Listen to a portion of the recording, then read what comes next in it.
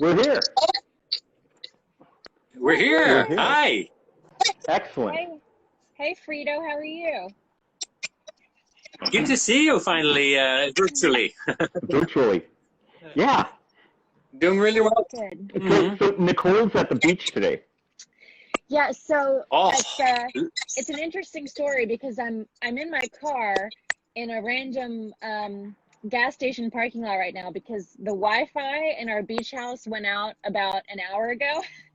So we've just been driving inland searching for a cell signal. So here we are. So it's the magic of doing it live. That's dedication, Nicole.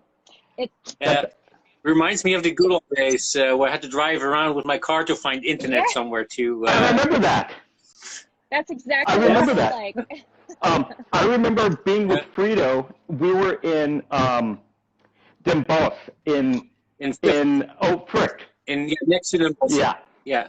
Vught. And sitting in some random, it seemed like a random neighborhood trying to get Wi-Fi. And that must have been in like 2009? I think 6 or 7. No, it was earlier. No, earlier, I think. It was earlier. Yeah. Just a minute. Yeah. That's exactly what it felt like. Is my husband was driving, and I'm like, still no service. Keep going, keep going.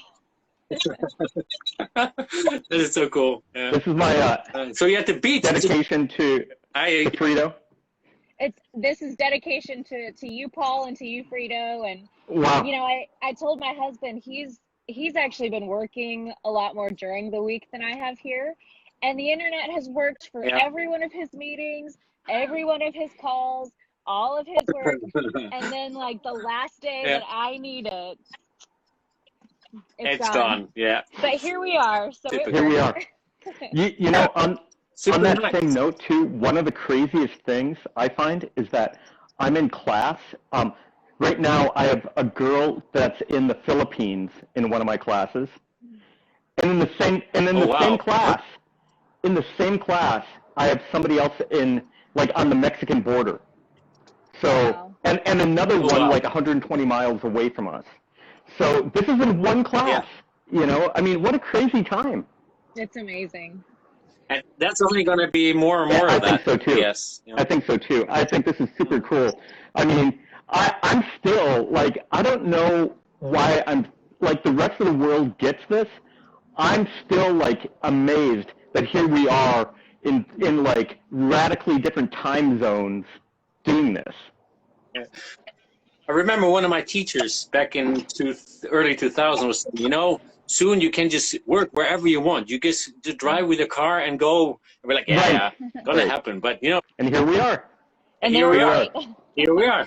This is so cool, and I spoke to Frido earlier today because we haven't spoken in a long time, and normally we speak maybe every 2 to 4 weeks, and then we went for this long period of time, and the last time that we actually saw you, I think your daughter was being born. Correct me if I'm wrong. Yeah, they're just about. And Janice and I looked at each other and we said, I don't think we're going to be seeing Frido for a while because we know what happens after the second one's born. Like life changes pretty dramatically, right? You can say that again, for sure. She's growing out of the age that we have a bit more space with her now. And so, is this a new studio that you have behind you, or is it the same one? No, this is just one part of my studio. I can do a quick tour because I have quite a small studio, but I had to kind of, I would say it's a Swiss Army knife studio because I do a lot of different stuff here. So here I do the collages in this small nook, and then then my office up here. Wow. And then here. Kind of a main space, which I either work on bigger works or on sculptures or on. At the moment, I'm making a lot of new frames. Wow! Hence the freshly planed wood. Wow! And here I'm building one of these CNC machines. Oh yeah! And very cool. I've been working at last year here on and off. But, you know what? I should. So let's for the people that are watching us now too, I think we should give a little bit of a background about Frido too. And I'm going to just add a little bit, but Frido, please expand on this. Sure. So Frido's Dutch. So he grew up Correct. in the Netherlands. Father's German. No. Mother. But I was born in Germany. You were born in Germany. No. To Dutch parents. Yeah, but yes, correct. Okay, I should know this. Using, but yeah. No, but no. And so It's just. I met Frido when, I don't know, you must have been about 20. Can you read it? This is when I came the first time to LA. So it's probably reverse. It's the Baker to Vegas relay 2002. I put it especially on today for this occasion. It was this kind of police relay. So I don't know, 10,000 cops were running from Baker to Vegas. And that was the first time I came to Los Angeles. But I met you in 2001. I think, we met in Holland, and we're doing an exchange between art students at Cypress College, and ones in at the school that Frido was going to in Holland, in Den Bosch. Yeah. And then Frido was our first exchange student from Den Bosch to Cypress College, and so we've been friends, and I consider Frido family, at this point. So ever since, I consider Frido my brother from a Dutch mother, and but he went to graduate school in Norway. And so you've been living in Norway since 2007? Yeah, correct. Yeah, I moved here 2000. Yeah. Okay. So that's a little bit of a background about him. And so maybe, Frido, you can expand on a little bit more of your biographical information as well. Yeah, well, I think you got the thing. I want to go back a bit to Los Angeles, kind of how important that was for me. I was even thinking about it, even with the collages here, that I'm making now, where I work with this layeredness and this kind of strange atmospheres. That really was born in LA. I don't know if you remember. It was painting. I do remember. It's really kind of layered painting, because I'm not a good painter, because I think three-dimensional. That's where the collages came out. Yes, correct. So I keep adding layers, and then I can understand kind of where to stop or where to kind of push on, which I can't do when it's just the flat thing. So I also was treating the paint like that. So that really originated when I did the residency, up in Cypress College. Yeah. And that kind of really started kind of I would say my art practice, where I really figured out what direction I wanted to go on. Yeah. And from there, it kind of exploded all kinds of directions. One of the pieces that I remember you working on back then, I couldn't stop laughing when you told me this idea that you wanted to make like a very low budget virtual reality machine. But it was a booth that was supposed to be kind of like a virtual reality scene, but it was all kind of like made of wood and kind of like common materials. And there's something so funny to me about that. Like, I thought that was hysterical. And that's when I kind of started tapping into like your thought process as an artist, and like how you're developing your thoughts and kind of manifesting what you're making, your concepts, and following your practice ever since. I also visited his studio, and again, this was 2007. It was in an army base in the Netherlands, where Frido was hired as an anti-squatter. So his job was to keep people that were trying to live on the army base off of the army base. And in doing so, he had to live in an entire army base by himself. It was really ridiculous. The reason how it works in the Netherlands is if a building, at least when it was back then, is if a building is empty for more than a year, you can occupy it legally. You can't. So if they catch you when you break in, it's breaking and entering. But if you go in, change the locks, you can claim it your own, and you can live there, and then normally make a kind of agreement with that. So then, of course, there's a reaction. We can't even comprehend this concept. No. It's very American. I mean, what did the Americans did? They went to, okay, you got a piece of land on the other side of this continent. Go grab it. Yeah. We better not go there. No, let's keep with your story. Yeah. So and then there's companies who kind of help, like the government and stuff, who have a lot of kind of property that needs to be redeveloped to kind of, keep it unoccupied. And so, so I had 3 buildings. I was living in a 20,000 square meter building with one other guy. So we had that, and then I had a second space which I used as basically my personal museum. So I had my big installations just set up. It was a beautiful space with mahogany floors and all that. And then I had a third one which was I think 70,000 square meters. That's a lot of space. As my studio. That's massive. Yeah, that's like a warehouse. Yeah. It only went downhill from there, space-wise. I mean, you see the space here. Yeah. So one of the other things that Frido was doing just a couple of years ago was he was working at the National Academy of Art, which is kind of like the main art school in Oslo. And he was working there as kind of like a tech, right? So you also had access to like the most high-end, cutting-edge equipment that you could possibly imagine. And so I was running the CNC machine, so the computer kind of operated cutting machines with water cutters, lasers, and these router things. So everything, so you make a file in your computer, and then you kind of cut it out in whatever material you want. I think of Norway as being like an extraordinarily wealthy Alaska, having all the natural resources of Alaska, but also like in top of that all, like an extremely high wealthy lifestyle would be the best way of putting it. Very, very elevated lifestyle, and having access to things that nobody else has. But it's also in the corner of like Europe, so it's not like a heavily traveled place either. People. It's really at the edge. Yeah. Next up is the North Pole. The only reason that you go there, and it's not that there's anything wrong with it, but the only reason that you'd go there is because you have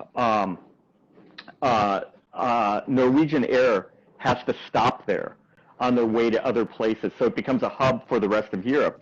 But otherwise, you wouldn't. It's not like going to Milan. It's not like going to Paris. It's not like going to Dusseldorf or to Barcelona. It's Norway. The places that people go in Norway is like the northern parts to see the northern lights. Right. So that's been more and more a destination nowadays. But and then you hop by Oslo, of course. But it's you come here by invitation mostly. Yeah, exactly.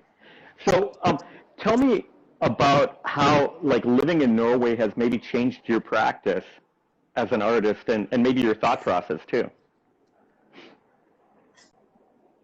Well, that's a really good question. I since I'm such a blend of cultural influences, it just added to the mix, and so I kind of feel a bit weird here still in a positive way. So I still don't do things as everybody else here, and I think that adds to the cultural story. But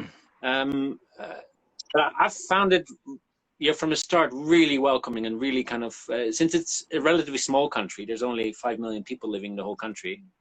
And the country is, compared to Netherlands, about 10 times as big. It's about as big as Orange County in terms of population. Yeah, I guess. Yeah. But it's huge landmass. Yeah. So there's not that many people. So the art scene is relatively small. So I always found it a very warm and welcoming and great place to hang out. And do you feel like it's a place that you can do anything that you want to do? Like there are maybe trends or anything that are happening. Like I think of like a Los Angeles aesthetic, you know, that there's a certain aesthetic that we have here that's maybe a little bit different than other places, but maybe in Norway it might be a little more open as well. Well, Norway, like I find it hard to pinpoint since I'm just a bit off that track, I would say.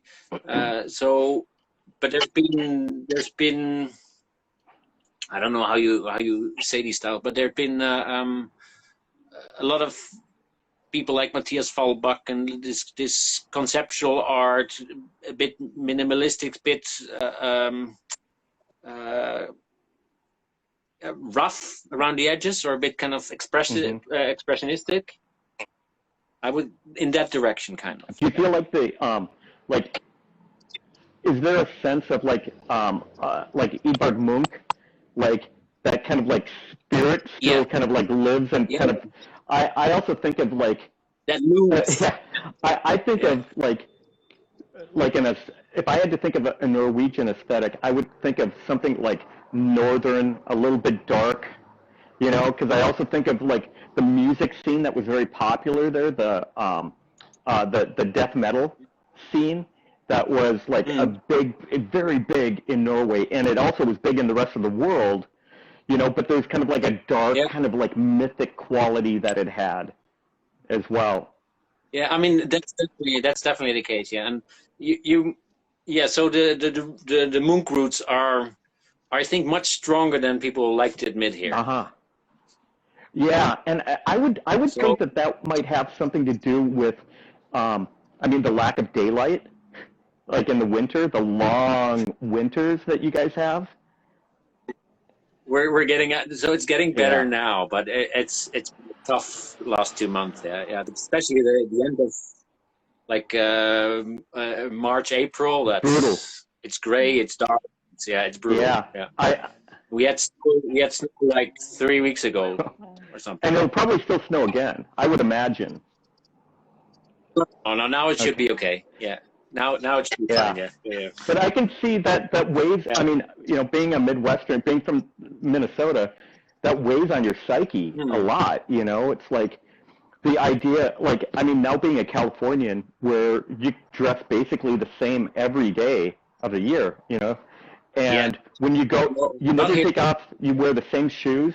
And being from the Midwest, you constantly there's an indoor-outdoor thing that you're always battling. Yeah. No, so it really, that has an impact on your artistic kind of movement, so to say, because you either there's sun and you don't want to work, or there's snow and you don't want to work. So you always have to kind of force yourself to kind of get into the zone and make things happen. So also just physically, sometimes to collect materials, it's just heavy because you have to plow through snow. You have to so these things, and they make you subtle, influence you subtly, kind of how and what to develop, but also your kind of, especially your point of view or your mindset to navigate through. Absolutely. So you're coming from like being educated in 3 places in that sense, because you're educated in Holland, you're educated in Los Angeles. And so that's how you were able to get into LA Stories, is because I was able to say, well, Frido was educated in Los Angeles. Yes. And my heart has always been in Los Angeles too. It has drawn me from the start. And there's something in the aesthetics there. There's something, when I started painting, I couldn't use the same colors I was using in the Netherlands because they didn't work in the setting. Yeah. And that kind of developed this sense. Okay, this fine tuning of okay, this place where you are has such a great impact on your kind of expression, even the stuff you don't even recognize or understand. And so that's a part that kind of really attracted me. And the other part is that the idea in Los Angeles that you have to grab the opportunity when it's there, because you might never run into it again, because it goes so fast. It's there's so many people, there's so many things happening all the time, and that mindset really kind of has been integrated in my system of doing things too. Well, I see something in yourself that I relate to as and when we first met and we first started talking and everything and becoming friends was that for me, I have a real sense of adventure. I want, like, I'm always like ready to go somewhere and do something. Like the first thing I wake up in the morning, I'm like, bam, let's go, let's do it. There's so much to do. What's happening? And Frido, I also see Frido as having a very similar attitude like that. And I like being around people like that as well. Like, hey, we haven't done this before. Let's do this. Let's see what it's like. We've already done that. Let's do this. And I respond to that. Exactly. Yeah. No, and I lost my thought. I'll get back to that. Yeah. Yeah. No, definitely. The other thing I was going to ask you about, can you tell us a little bit about your process of like, because there's a lot of kind of like photographic references, and there's something that I just thought about a few seconds ago that I'd never considered about being married to a photographer. His wife, Mari, is a professional photographer. How does that kind of influence everything that you're doing? It's interesting that you say that, because I was like a couple of years back, I was included in a photography show, and I was really confused. But then I thought about it. I've been using photography, so I print on physical materials and then layer them like that. So I've always considered photography as a material, not as a medium, and that's where my confusion came from. Because I never considered my photographer. Yeah. I just use them because I cut them up. I add onto them. I paint on them. I kind of put tape over them. I try to disrespect the material as much as I can, and so it never hit me till very recently that that I'm actually also So well, there's a certain naiveness that I think that you have towards some materials. And by naive, I mean that like you're not seduced by the material itself, like you would be like with photographs. Some people like really fall in love with photographs, or they fall in love with the grain of wood, and you don't necessarily do that. You're just like, hey, this is just something for me to comcommunicate. I'm just using this to express, and I think there's a naive quality that's really wonderful in that. Yeah, because behind there lies this search for. I'm gonna grab this image. I want to grab this image. I don't know what this image is, and if I have to tear up, like a masterpiece picture, whatever, a photo, then that needs to be done. So it's always, the most important thing is always to get that kind of atmosphere or that image. Yeah. In collage, and so when I make these, they go in and out, maybe 100 times or more. In different settings, in different materials, different kind of compositions, until I tweak it till it falls into place and it becomes a work. And so I've never considered just an image in itself a work, because it needs to be worked with. And I think that's also why I never was kind of so it was to go back to this being married to a photographer, is that has actually only been positive, because she pushed me like technically into the right direction, and just having access to like high-end cameras, just to do your images makes a huge difference. And so it has influenced me on that level more than kind of and since she's a commercial photographer, so she's not in the fine art. That also was kind of, the step is big enough, so it's not a kind of a confusion there. She's, and by the way, I just want to say she's a really wonderful photographer. She's a very good photographer. I mean, it's really interesting, because like sometimes people want to attribute and say, well, you've got a special camera, like this magic camera that enables you to take great pictures. With her, I think it goes beyond that. I see some of the images that she gets, and I'm like, wow, I took that. I was at the same place at the same time taking the photo of the same thing, and mine don't come out nearly as great as hers. She's got there's something more there too. It's more than like having a magic camera to do this. That's the same with me. Like you have to go back to that part too. Like my trick is quantity. Right. So I take wherever I go, wherever I travel, I take 8,000 pictures, and then I go select. And if you take 8,000 pictures, there's one or two Exactly. that's okay, which you I learned that from my beautiful wife. that's yeah, and yeah, she really kind of works with the image from the start, but for me that part is also very important, that discovering, kind of, because I never know what resonates. It's not that I set out like, okay, I want to have that picture. Right. I want to be grabbed by a picture, and then suddenly there's a combination. Oh wow, that picture and that picture could work really well in this story. And then, so I collect a lot of images, and then I mostly work in series with these collages, because I found out that's the most fluid way of working with them, because then I can I have enough options to choose from. I can choose between enough, because what I think works often doesn't work in reality. Right.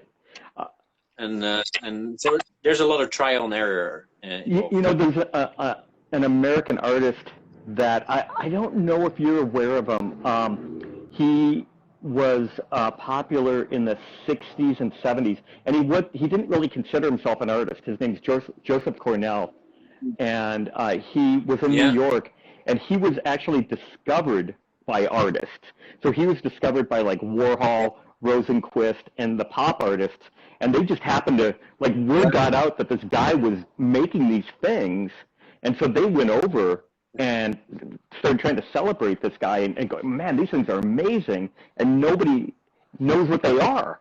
And so they're like boxes, and he would he'd cut out images from different places and collage them and create scenarios in a box. Oh wow. Wow. And they're really, they're amazing. And to me, that imagery is a lot kind of like yours, Frido. I mean, the sources are different, but the activity is kind of similar. That you're putting these things in a box, and they're kind of, again, he didn't do it with the intent of making art. He was just doing this thing that he had to do. Doing it, right? He was obsessed, and he was a very introverted guy. And he just had to make. I think we lost Nicole. I think. Yeah. I think she can join us again. Hope she comes back. I think she'll come back. Yeah. Anyway, but I kind of see like the way that you work as being a little bit like that as well. Where you're not really, you don't have a model of anybody else that you're looking at necessarily that you're going, yeah, I want to. In that sense, your work isn't derivative. Like, your work doesn't depend on another artist. You're not there because you need another artist that you're kind of like, hey, if Picasso moves this way, then I'm going to move that way too, or if somebody does this, then I'm going to go that way. Or the opposite. And I so you pointed at something which I find very important, and I don't want to, it's just the strategy I feel most comfortable with is that I feel I want to get my inspiration from not from art, because then because that's already kind of formulated. Yeah, that's formulated, and I want to discover these kind of formulations myself as well, and then you have to go on the slippery slope and try to kind of I'm trying to get Nicole back. Sorry, I'm going to invite her again. Yeah, sure. I think she has to be. We have to invite her, but she said that her. She's back. Hey, excellent. You're glad to have you back. Glad to be back. That your connection is very unstable. Well, actually, what happened is I'm sitting here in the car in the sun, and my phone overheated, and so it shut off and kicked me out. So we're just dealing with all kinds of technical joys today. Nice. Those are the most frustrating ones, I think. I tell you. Yeah. I'm kind of picturing you right now like in a Walmart parking lot. It's an Exxon gas station. Oh my God. That's hysterical. Oh wow. We sell ethanol. Oh, that's nice. Free gas, so. Nice. I remember, like Paul, you were one of the first people I Skyped with. Oh yeah. Back in the days, in the early Skype. Yeah. So when it was just around Skype, you know, and it didn't. Well, it's still the same. You know, you still have technical issues. It's still so even though we come a long way and we can do amazing stuff, it's still annoying. No. I've just gotten used to them now. Yeah. Accept them as part of the journey. It's all part of it. Yeah, this exactly. is, you know, I think this is such an important time for everybody because it's a time for us to kind of like look inward and to evaluate. I mean, not only personally, but also culturally, you know, as a world culture, we're all trying to like figure out what the hell is going on here, you know, and trying to figure it out. And I think it's a great time because of that. Like, you know. The strange thing is, like we're on 3 locations in the earth, you know, already here in this small conversation, and we're for the first time really in kind of the same situation. Yeah, yeah. You know, where we're all, you know, and that which is really unique. Yeah. You know, but we still can communicate together in a wide scale. Like so, that's where we and it like from the start it kind of I had to really reflect. Okay, what do we do as artists? You know, what do we kind of what do we do with this? Yeah. You know, because especially for me, art is a physical encounter. You know, I want to see, smell, hear, touch the art, right? And the digital form, you know, kind of erases about like 50% of the experience, or even more, right? But it's also important too. It's, you know, I mean, I don't think it doesn't. It's not a substitute for the actual experience, but it is important as an introduction. You know, yeah, for it's sure. an important introduction, Yeah, and it makes the world smaller. I didn't want to come.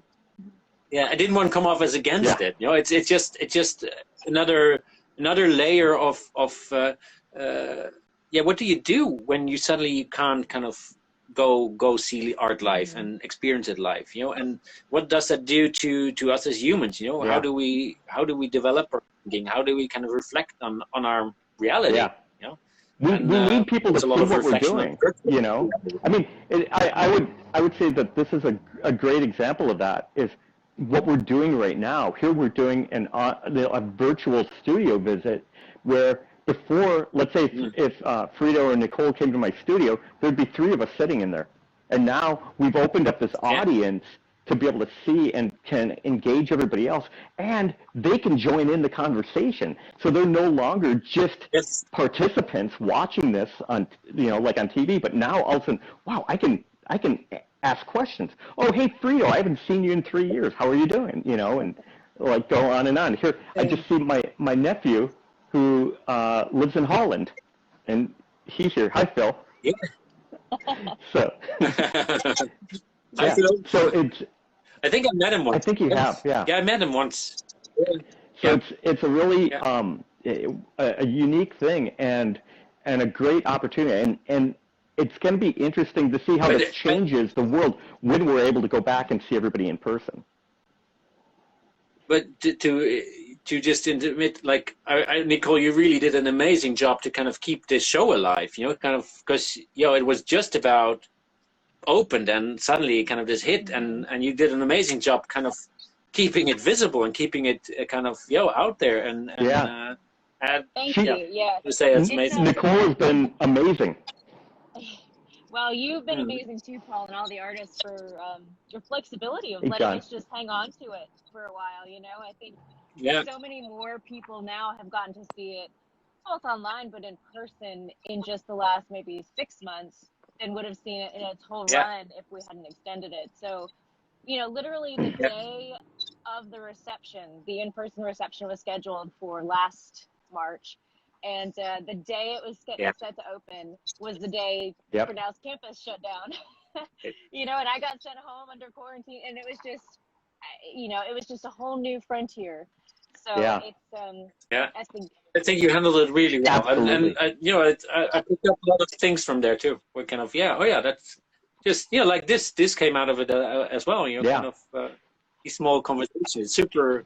Also, because I would have loved to come down and I would have seen the show live and met the other artists, and this way I kind of get to know them a bit this way. It's really Yeah, nice. It's been great. It's really interesting. You know, I mean, it's like we have to make something from all of this, and I mean, you know, if I could pat the world on the back and just say, my God, hey, we've been pretty good here. You know, I mean, we haven't fallen completely apart. Huh? yeah, and you know, I mean, it's created all kinds of interesting things. You know, and I think they're positive things to progress everybody forward.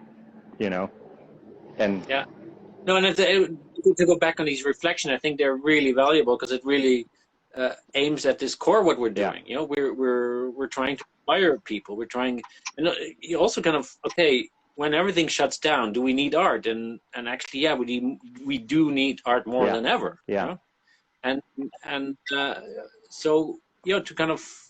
I had people tell me, "Oh, you're so lucky being an artist in these times," you know, and it's no, because they've been locked in their office and you know, looking at a screen, and while we can go into a studio, and you know, even though it's partly super hard for us as well, but you know, still our job is to express ourselves creatively, and that, you know, is always rewarding, and so. You know, and to keep on doing that, to, you know, at least for the people who maybe not be able to do it, to inspire them a bit. Absolutely. Well, I'm afraid that Nicole's connection is going to go out again, so I'm gonna blame cutting this off on Nicole. You can carry on without me. Yeah. This is something from John Marcella Grant, who is in Texas. Says art brings people together who are very different, and it's absolutely true. It's, you know, I mean, these are all cultural things. It's like food. You know. One of our big things at our house is that we try to introduce our kids to different cultures, and one way to do it is through different cuisines. It's fun, right? Yeah. And I think art's exactly right in that mix with everything too, you know, and dancing, theater, you know, films, you know, all these things, they're all bringing us together, you know. Yeah, expressing what it means to be human. You know? And right now, Instagram is bringing us together. Thanks, Instagram. Yeah, you have it. Thanks, Instagram. Thank you. But well, it was a pleasure. It was a pleasure talking to you, Frido. And for those of you who haven't seen a lot of Frido's work, where can they find it, Frido? Yeah, go to my website, fridoevers.nl. So just my full name with it should be on the Instagram. My Instagram, there should be like a link to that. And I do a podcast too. We did one a long time ago. Right. So if you want to hear Paul talk, that sounds fun. About his show he did in the Netherlands, you can listen to that at thefridoshow.com, and well, the Instagram, and that's, I guess. Very nice. Very nice. So, but thanks you guys, and Frido, it's great seeing you, and Nicole. Next week, yes. Are you going to be back in Gainesville next week? I will be. Yes. Okay.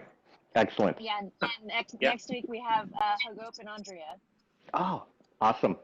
And I've got to tell you, Nicole, you look a little tan. I'm a little tan. I'm not going to lie to you, Paul. But it's actually a little chilly here. So it's not been as much sitting out on the beach as, you know, just sitting on the porch enjoying the waves and relaxing. So. Yeah. How great. Yes. But well, you guys. It's pretty amazing. We're fortunate people. Mm-hmm. All right, you guys. Yes, absolutely. It was great talking to everybody.